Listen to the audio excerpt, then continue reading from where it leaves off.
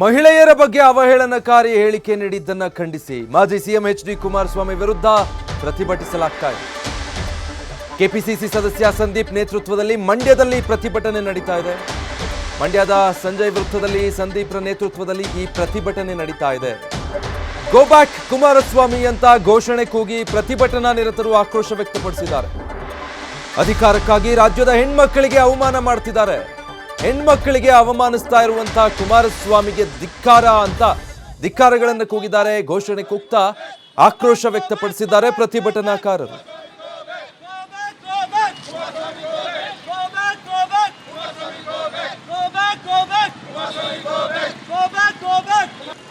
ತೇಜವಾದ ಮಾಡ್ತಿರೋ ಕುಮಾರಸ್ವಾಮಿಗೆ, ಅದಕ್ಕಾಗಿ ರಾಜ್ಯದ ಹೆಣ್ಣುಮಕ್ಕಳ ಅವಮಾನ ಮಾಡುತ್ತಿರುವ ಕುಮಾರಸ್ವಾಮಿಗೆ ತೊಲಗಲೇಬೇಕು, ತೊಲಗಲೇಬೇಕು.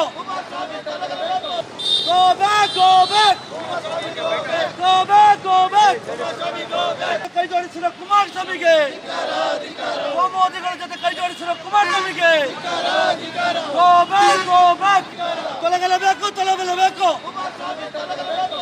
Go back, go back, go back, go back.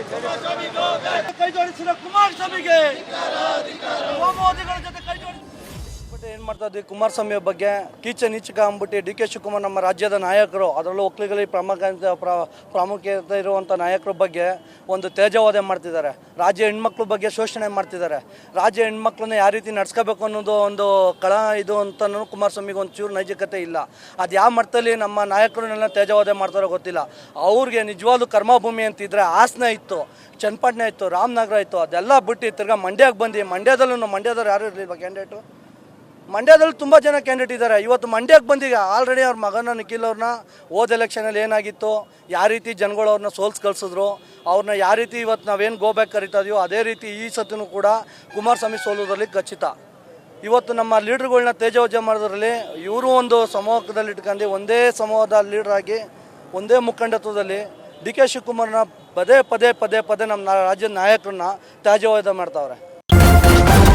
News first ನಿರ್ಭೀತಿಯಿಂದ ನಿಮ್ಮ ಪರವಾಗಿ.